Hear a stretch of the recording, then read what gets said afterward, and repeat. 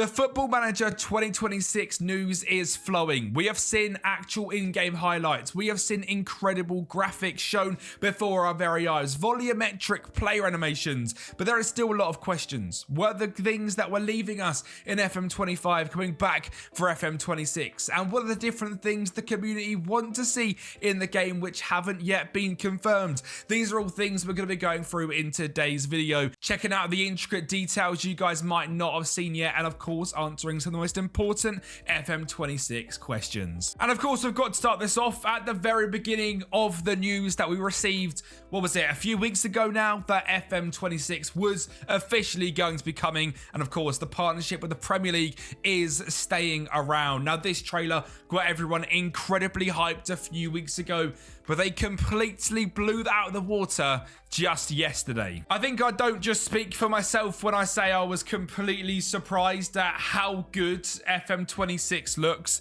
and I am absolutely gobsmacked. Now we're going to be going through a bunch of different things in this video. We're going to look at volumetric player animations, a few little bits that I want to slow down here and there, and in fact we'll get straight into that because the game looks absolutely beautiful, but when you delve deeper it looks even better.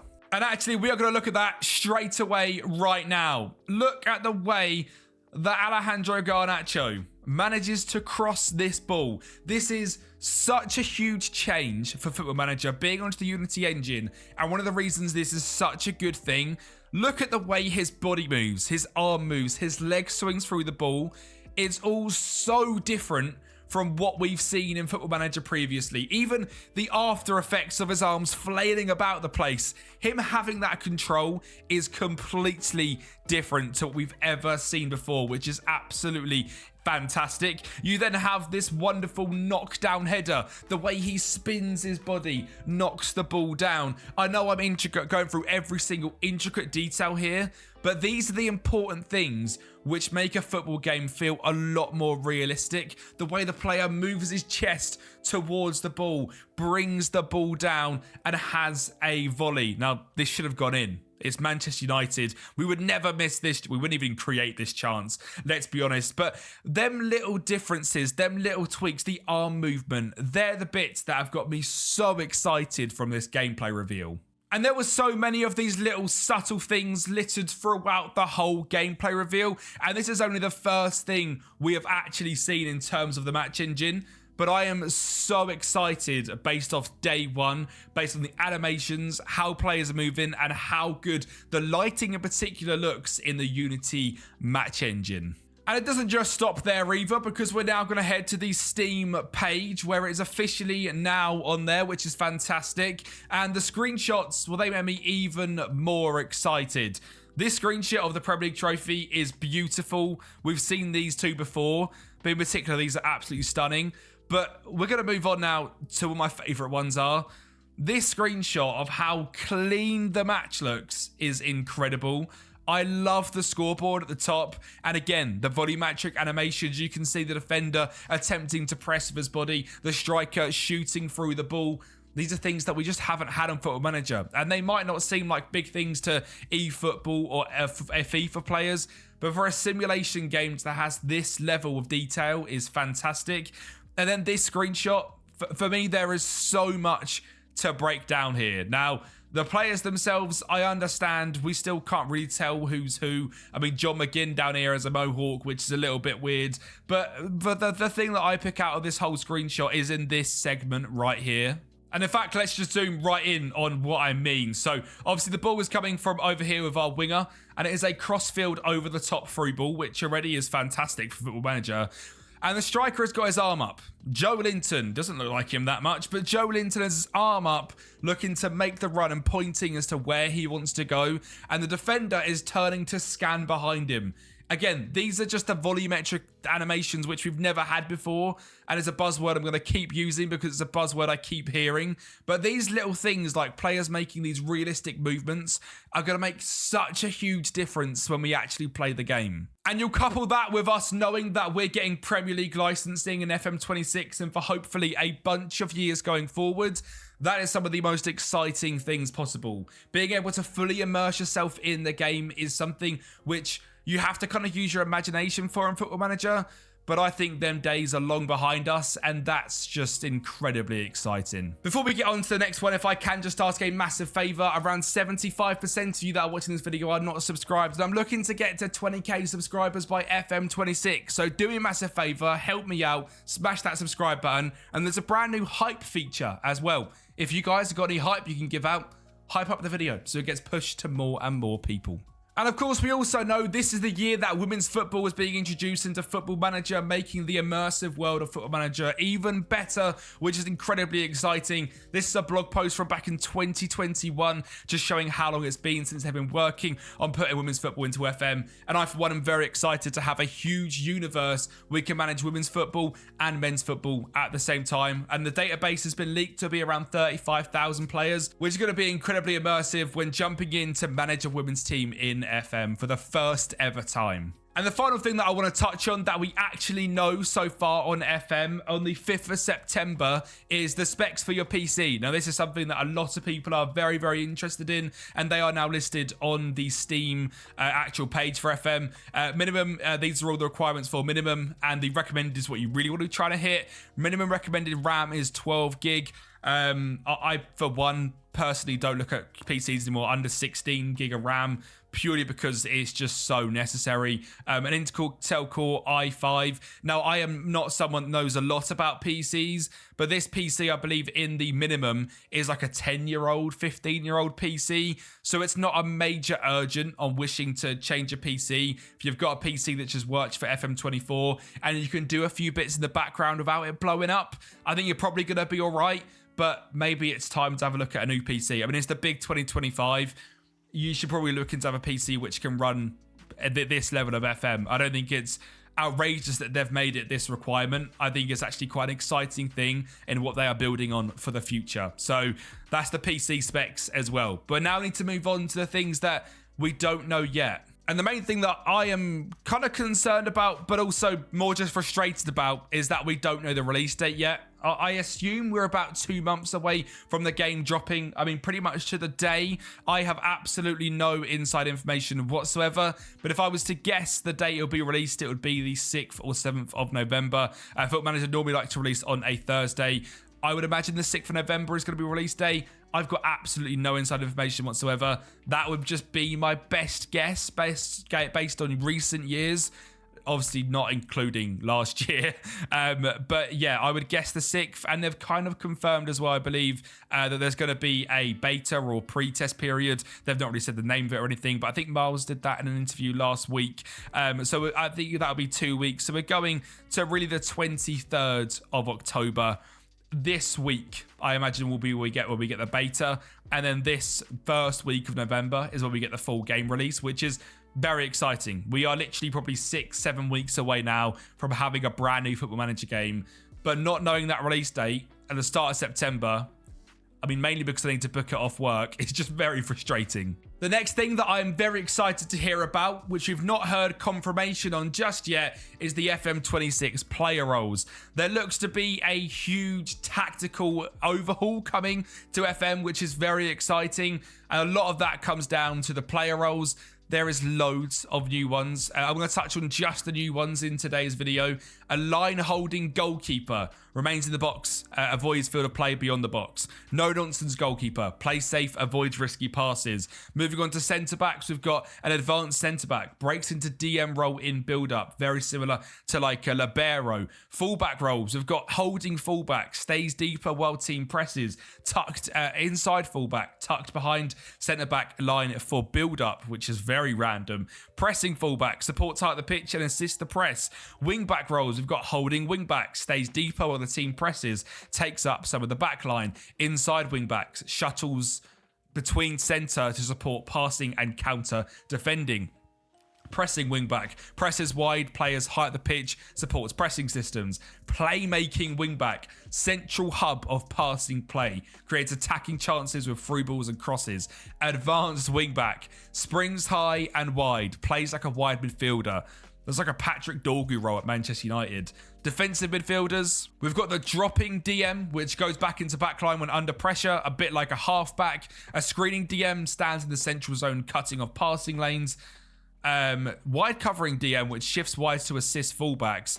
Very weird here. We've got the dropping DM, which goes into backline when under pressure, and the halfback, which drops between centre-backs during build-up.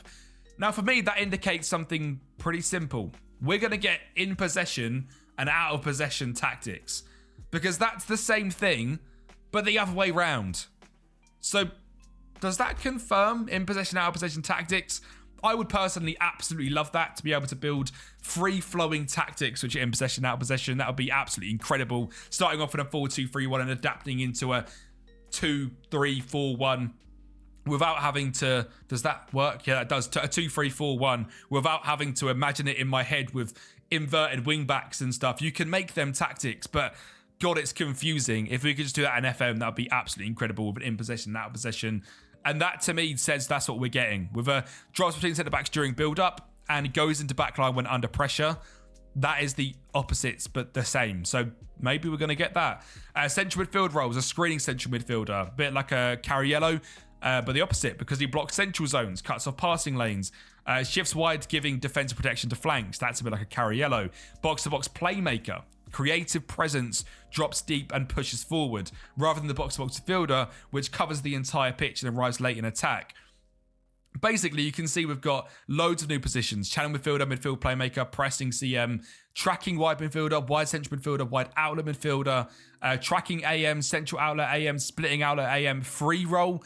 I cannot wait to be using that. Half space wingers, inside wingers, inverting outlet wingers, tracking wingers, wide outlet wingers, wide playmakers, wide forwards.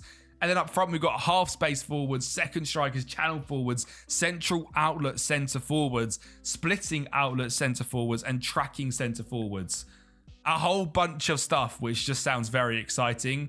And player roles and having a completely revamped tactical system would be huge for FM26. But of course, it's something we just don't know yet, and hopefully we find out in the coming weeks. We then have a whole host of rumoured new leagues coming into FM.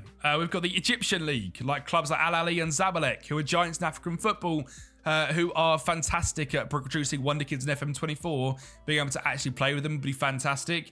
I know it's very controversial, but Saudi Arabia coming into the game, I, for one, would be very interested to do like a Saudi Arabian rebuild, but without the money, and to see if we could do like a youth only in Saudi Arabia without using money. I mean, like this, a rebuild of mid-table Saudi side and challenge the likes of Al Nassr or Al Hilal, take on local only player policies and resist the urge to spend. Doing them sort of things would be amazing in Saudi Arabia on the game. UAE, again, another one financial powerhouse. I believe they've got players like Al Tarapta over there, and I believe Mitrovic has just gone there. Morocco, wonder kid clubs like Raja Casablanca and Wydad. I mean, yeah, absolutely fantastic. Algeria, another African team coming into the game, is brilliant. And like this says here, down for the Journeyman Challenge, a lot more African teams available rather than just being able to use South Africa. Having Morocco, Algeria and Egypt would all be fantastic. And Lithuania as well. A wildcard edition indeed, but turning a Lithuanian football team into a powerhouse in Europe, why on earth not? It'll be very fun, and having new leagues is always good for the game. And then it's sort of the UI. We heard a lot of things about FM25's UI and how Miles Jacobson absolutely hated it in the end. And we've seen nothing of the UI as of yet. And this is how the UI was looking for FM25. I don't absolutely hate it, to be honest. But if it was difficult to use, I'm not a massive fan. But like, say, for example, for this, I think the portal has potentially been scrapped. I think it'll be very interesting to see what they do with this, and if they do carry on with the sort of click in and drop down, which they sort of mentioned that we needed. I think the actual in-game screen looks nothing like this whatsoever. If it looked like this and then jumped to what we've seen in terms of the actual screenshots on Steam, like this, if it jumped between that and that, I would be pretty disappointed. I would like to think it's going to look a lot more like this, and we'll have a tablet like you can on different skins. So I think I really am interested in seeing the UI now, and that's something that I expect we'll see in the next week or two. And finally, in the things that we don't yet know, which I think we need to know pretty soon, and the bits that I'm excited to find out, the final bit is multiplayer. Now, it is very, very clear here, the game is a single-player game. Now, I don't believe this is the case for any other football managers. And it just says this is only a single player game, which makes me think maybe we're not going to get draft mode or online careers back just yet, which is a little bit of a shame. Although actually saying that, maybe it's just something which we're waiting to be confirmed, because this is FM24 and yeah, it says single player. So maybe I'm wrong there, and I would absolutely love to see online careers and draft mode and stuff come back for FM26. It was rumored they weren't going to be in FM25. Maybe with the extra time they've had, they've managed to get it sorted, and maybe the Steam page isn't anything to go off in fact. So maybe it'll be there. I mean, hopefully. And now we need to move on to things that I actually want to see and things the community want to see, which there hasn't been many rumors of or anything, but are things that I would hope that are in the game and I would love to see in the game. Now, number one for me is going to be smarter managers. I want to feel like I'm playing against Arteta when I play against Arsenal. You know, basically Tony Pulis. I want to feel like I'm playing against Pulis Arteta when I'm playing Arsenal. When I face Emery, I want to feel like I'm facing Emery, Areola, Keith Andrews. I mean, we don't know much about him, but Fabian Hertzler, Pep Guardiola. I'd love to feel like I've actually outclassed Pep Guardiola rather than beating Manchester City's team and I've won a game. I'd love to feel like I've actually tactically outdone Pep. I don't feel like I feel like at the moment at all. Or like Amorim, if I can do what a lot of other managers do in real life, sadly, and manage to outclass him. Eddie Howe. It would be amazing to feel like each game is different based on the team's tactics, rather than feeling that they're all very, very samey. I don't feel like there's much change when you go game to game. I mean, I personally feel like I can click through a save, play each game with my tactic and not really adapt to how the other team's playing.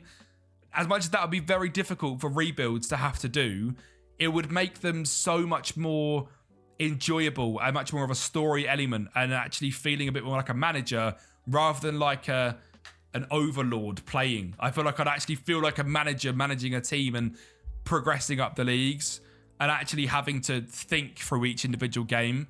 That'd be very, very enjoyable. The next thing is something that I think I've been quite vocal about, and it's the ability to be able to manage youth teams.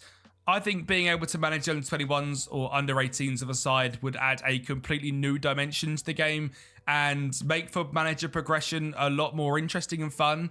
Imagine being like, I don't know, Darren Fletcher at the moment, who's the under 18s Manchester United manager, and I would have a good guess that if Ruben Amorim got sacked, that he would come in to be the interim. Imagine actually being able to play that out on the game. You know, even if you went from interim back to under 18s or even to under 21s or used your under 18s management experience to go and get a job elsewhere, being able to manage in our younger leagues and everything that would actually entail with your star player being poached by the main team to train and can't learn your system, or bringing up a 14-year-old like JJ Gabriel with the Manchester United under 18s to come and train with the team and actually score goals and dominate. Being able to scout talent like that would be so fun, and I personally think it's something that really should be in the game. I'm not sure that it will be, but I would love to see it. We're looking into Reddit. There's quite a few people with different views on what they're expecting from FM26 and what they want to see. For example, we just got into a random Reddit post, like a played for filter when searching for players would be awesome. Clubs in continental competitions tabs, random changes and scenarios throughout a save. Like, imagine seeing City get their 115-point charge in 2028 or something random like that happening in the game. Bigger repercussions from financial mismanagement, revamping facilities and multi-club ownership, integrating retro databases within the save. And I think there's loads of people that want loads of really cool, interesting stuff. And I do think we will get things like that, but maybe FM26 isn't the game to expect this kind of stuff. I think maybe FM26 is the foundation of the next 20 years. Very much how FM, I think it was like 05, 06, transition from Championship Manager to Football Manager. I'm very excited for this year. I think it's going to be a very successful year content-wise. I think people that make content are going to have loads of fun doing so. I think there's going to be a lot more on the eyes on the game this year than we've ever had before. But I do think it's going to be the start of something very special, and it's only going to get better from here. And these sorts of things are things that I think SI will be able to integrate in the next few years. So don't lose faith if this year doesn't have a whole host of new features other than women's football, brand new match engine, and a brand new UI. I think all of that stuff is to come, and it's just going to be this year as a building up an excitement on what Football Manager could be like in the future. And that's how I kind of want to end this video. Football Manager over the last 20 years has been an era of football management simulation games, which I fell in love with. And I hope over the next 20 years, there is 8, 9, 10-year-olds which fall in love with this game like I fell in love with Football Manager 2008 on my PSP. I hope there's a kid out there which gets FM26 as their first ever Football Manager, and they fall in love with it just like I fell in love with it back in the day. I want Football Manager to still have that next game feel that Miles has spoken about, that FM25 didn't have. I want FM26 to be Football Manager, but looking fancier. I want it to still have that nerdy, statistician feel that everyone loves about FM, but bringing in new eyes with new graphics is so important. Moving on to this new era and this huge new changed Unity is so important. And I think as a community, we have to be accepting of the fact there could be bugs day one. There could be a few issues here and there. And despite, yes, we had a no game last year, I'm very positive of the way Football Manager is looking. And I have been for a few months. I think the radio silence was something that needed to happen. From a marketing perspective, it's better to say nothing than say the wrong thing. Rather than come out there and say, oh, here's a roadmap of the next 6 months, would have all absolutely lost our minds. Instead, they dropped match engine footage and reveals of how the game is going to look a few weeks ago in a pre-match sense, and we are all very excited. Now, it's not going to be perfect. I imagine things are going to go wrong, but hopefully FM26 is the start of a fantastic new era. Let me know your opinions on FM26 down below, features you'd love to see, and what you're most excited for. And of course, what save are you going to be doing first? Thank you guys so much for watching. Make sure to subscribe to the channel, and I'll speak to you next time.